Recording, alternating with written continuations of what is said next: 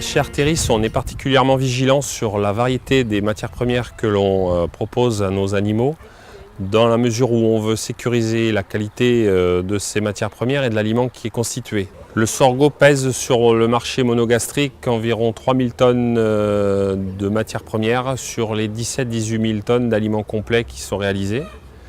Le sorgho a une connotation régionale, puisque nous collectons bien plus que ces 3000 tonnes au niveau du groupe. Il est produit dans la région. On fait un poulet label rouge d'origine de la région, qui est distribué dans la région. Donc toute cette connotation régionale et la position du sorgho prend toute sa place. Nous avons des éleveurs dans le cadre des organisations de producteurs qui consomment effectivement l'aliment d'Arteris, dont vous avez ici un exemple en poulet label. Une formule d'un aliment du bétail reprend les besoins nutritionnels des animaux qui sont bien entendu découpés par stade physiologique, face auxquels on met une disponibilité d'une quinzaine de matières premières, céréales, le tourteau, qui apportent pour partie ces valeurs nutritionnelles. Donc chaque mois nous reformulons, on produit une recette qui répond exactement aux besoins des animaux. Le sorgho a un bon niveau protéique.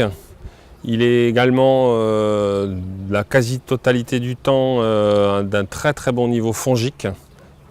Élément très important aujourd'hui que nous contrôlons sur nos aliments du bétail. Dans les formulations de nos aliments volailles, on a besoin d'une offre en variété de matières premières importante. Il faut savoir que la diversité de sources protéiques améliore la digestibilité sur nos volailles. C'est encore un argument en faveur du sorgho. C'est également un argument en termes d'achat qui nous permet d'être positionnés sur plusieurs matières premières.